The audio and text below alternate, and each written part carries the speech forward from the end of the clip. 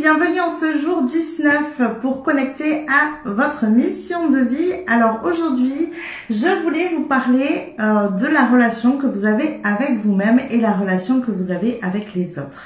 Et vous allez voir qu'il y a énormément de similitudes dans tout ça. C'est pour ça que je voulais l'aborder aujourd'hui.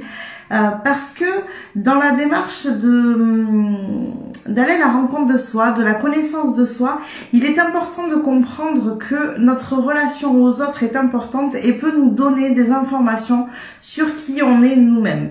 Donc je voulais partir sur certains points, vous expliquer certains points pour que vous sachiez comment justement vous pouvez aller travailler sur cette relation que vous avez avec vous-même par le biais des relations que vous avez avec les autres. Le premier point que je voulais vous donner, c'était l'effet miroir. On a souvent tendance à faire deux choses. Soit on remarque chez les autres des choses qui nous plaisent et on a l'impression d'en manquer et du coup, on a tendance à les admirer. Alors, il faut savoir que ce que l'on détecte chez les autres, on le retrouve chez soi-même. Sauf que, soit c'est une part de nous-mêmes qui n'est pas encore exprimée, c'est-à-dire qu'on a du mal à le retranscrire, à le mettre en avant.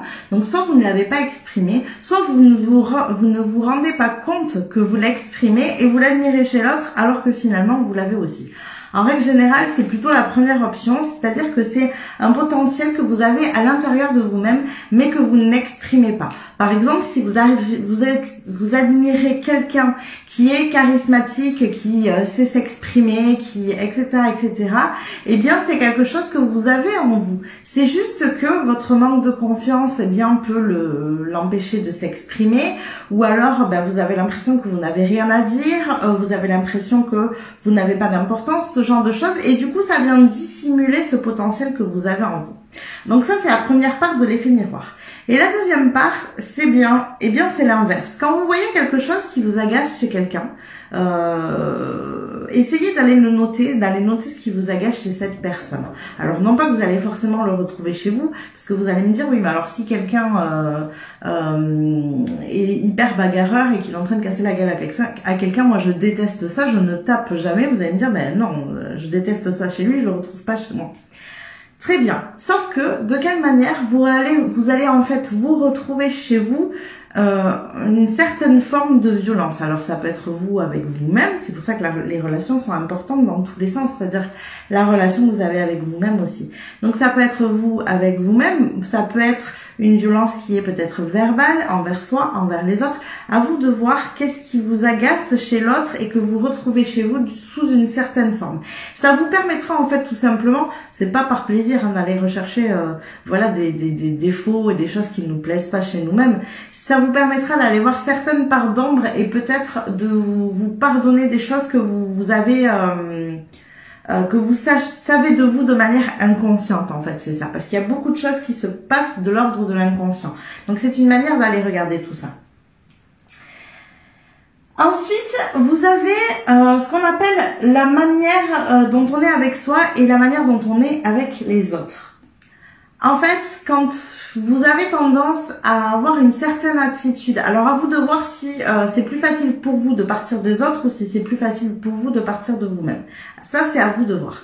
Mais quand vous avez une certaine attitude envers vous-même, par exemple, vous avez tendance à ne pas être tolérant avec vous-même, vous avez tendance à être assez exigeant, du coup, à ne pas accepter certaines choses que vous faites, eh bien, c'est que vous allez retrouver ça dans votre relation avec les autres. Alors, soit vous le dites clairement aux gens, soit vous avez tendance à vous le garder pour vous, mais à le dire d'eux. Vous voyez, on a tendance à répercuter la même attitude qu'on peut avoir avec soi, on la répercute sur les autres.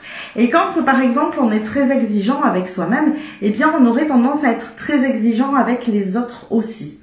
Ou alors, l'inverse, à manquer d'exigence. Donc, c'est à vous de voir. Alors, toutes ces pistes que je vous donne, c'est vraiment pour mieux travailler sur vous, pour mieux vous comprendre. N'oubliez pas que plus vous vous comprenez, plus vous allez dans cette connaissance de vous-même et plus vous allez pouvoir mettre en application tout ça pour détecter votre mission de vie, savoir qui vous êtes vraiment et retranscrire votre nature profonde, votre unicité à travers votre mission de vie. Ça sera... on va dire, plus percutant si vous le faites de cette manière-là. Comme je vous ai dit, vous pouvez avoir la même mission de vie de quelqu'un que quelqu'un à côté de vous, sauf qu'elle ne sera pas exprimée de la même manière parce que vous êtes une personne différente. Et tous ces points-là, c'est important d'aller les rechercher et les travailler justement pour déjà vous montrer à quel point vous avez de la valeur, parce que souvent on a du mal à voir notre propre valeur, mais c'est aussi important pour voir à quel point on peut être différent des autres. On peut avoir la même chose à faire et en même temps la faire de manière très différente parce qu'on l'a fait avec notre propre personnalité. Donc voilà, la manière dont vous êtes avec les autres, vous aurez tendance à l'être avec vous-même et vice versa. Donc je vous disais, faites attention à vous d'aller voir de quelle manière c'est plus simple pour vous, de quelle manière surtout c'est plus simple pour votre ego, parce que tout ça c'est des parts, ce qu'on appelle des parts d'ombre qu'on va aller regarder, et ça l'ego il aime pas bien. Donc du coup c'est assez compliqué d'aller voir ces parts d'ombre, donc à vous de voir de quel côté ça sera plus simple pour vous d'aller regarder tout ça. Dernier point, c'est la relation donner-recevoir. C'est une relation qui est compliquée, alors soit pour nous-mêmes, c'est compliqué de recevoir, ou alors c'est compliqué de donner. À vous de voir qu'est-ce qui est compliqué pour vous. Et il peut y avoir un troisième point, et celui-là on l'oublie régulièrement, et c'est pour ça que je voulais aborder ce sujet, ça va être d'apprendre à se donner à soi-même. Si on a tendance à avoir des difficultés à recevoir de l'autre, on peut avoir tendance aussi à avoir des difficultés à se donner à soi, s'accorder du temps sans culpabiliser, s'accorder des plaisirs avant les plaisirs des autres, vous voyez, ce genre de choses. Et ça peut être assez complexe à déceler parce que souvent on pense au donner-recevoir, la manière dont on donne aux autres et la manière dont on reçoit des autres. Alors, souvent on a l'un ou l'autre à travailler, mais il y a aussi ce troisième point d'apprendre à se donner soi-même. Ça c'est important, que vous appreniez à vous donner à vous-même. Vous êtes la personne qui doit passer en priorité dans votre vie. Et ça, on a beaucoup de mal à l'assimiler parce que voilà, on a la famille autour de nous, notre conjoint, nos enfants, et on va faire passer toutes ces personnes avant nous. Donc ça, c'est quelque chose que je vous ai répété régulièrement durant les 21 jours. Attention à vous donner cette priorité. Vous êtes la personne la plus importante de votre vie, même si ça peut sembler complexe. Effectivement, quand on a d'autres personnes et de dire oui, mais moi, mes enfants, ils sont plus importants que moi-même. Je peux comprendre, j'ai des enfants et je vous rappelle que ma valeur première est la famille. Mais si vous ne vous donnez pas à vous-même, comment vous voulez pouvoir leur donner de la meilleure façon possible à eux? Et c'est ça qui est important ici. C'est que par exemple, imaginons que vous avez tout donné, vous êtes épuisé, vous allez être agacé avec vos enfants. Vous allez ne plus avoir de patience, ne pas avoir envie de répondre à leurs questions, ne pas avoir envie d'écouter leurs histoires, etc., etc. Alors que si en amont vous avez pris du temps pour vous-même, vous allez être beaucoup plus disponible pour eux parce que votre humeur sera très différente et vous allez recevoir ce qu'ils ont à vous offrir, à vous donner et à vous partager de manière très différente. Donc c'est pour ça que je vous dis, vous êtes la personne la plus importante de votre vie et moi c'est quelque chose que je vois régulièrement avec mes clientes, c'est quelque chose qui est très difficile d'apprendre à se donner à soi-même parce que c'est pas quelque chose qu'on apprend dans notre société, tout simplement. On a plus tendance à donner aux autres et à faire plaisir aux autres et on a tendance à entendre que si on ne fait pas comme ça, on est égoïste. Alors du coup, forcément, on a plutôt tendance à faire l'inverse et à donner en priorité aux autres. Mais vous voyez bien que si vous vous donnez d'abord à vous-même, le temps que vous allez accorder aux autres, l'énergie, l'humeur que vous allez accorder aux autres, elle va être bien différente.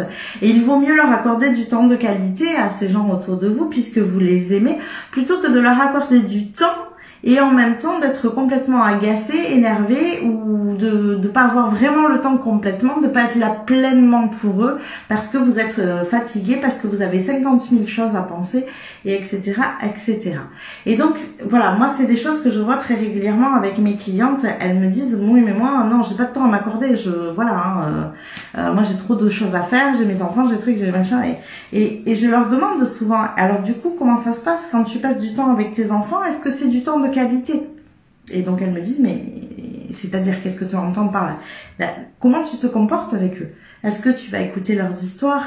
Est-ce que tu vas faire plusieurs choses en même temps? Est-ce que tu es capable d'aller jouer avec eux, même si ce ne sont pas voilà, forcément de grandes choses, mais est-ce que vraiment le temps que tu leur accordes, il a de la valeur, il a de la qualité, ou est-ce que tu leur accordes du temps et en même temps, mais finalement, t'es pas présente, t'es pas dans le moment présent avec eux, t'es d'une humeur désagréable, et du coup t'essayes que ça aille vite, donc le temps il n'est pas de qualité.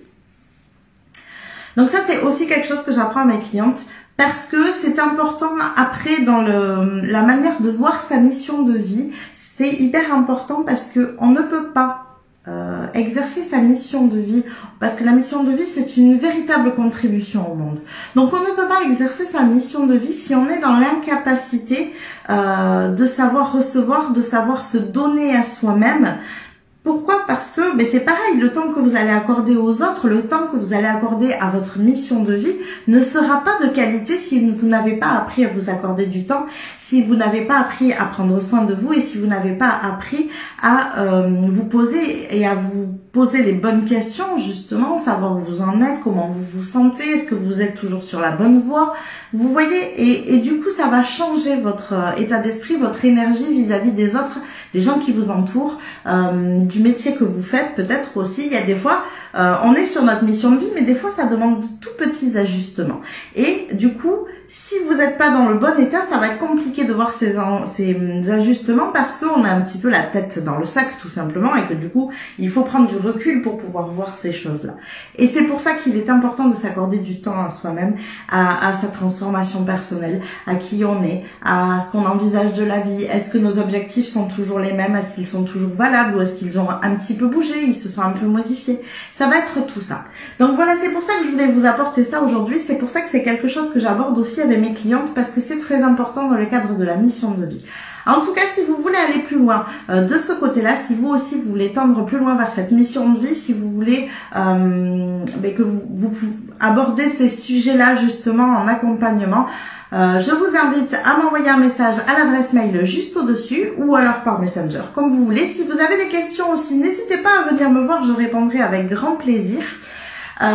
Et je vous rappelle aussi que jeudi prochain, nous avons encore une soirée à 18 h où nous allons partir en voyage initiatique pour aller connecter à la gardienne des missions qui aura sans doute des messages à vous faire parvenir. Donc je vous invite à être présente pendant ce live à 18 h jeudi 3 mars. Voilà les filles, je vous fais des bisous, je vous souhaite une excellente soirée et je vous dis à demain.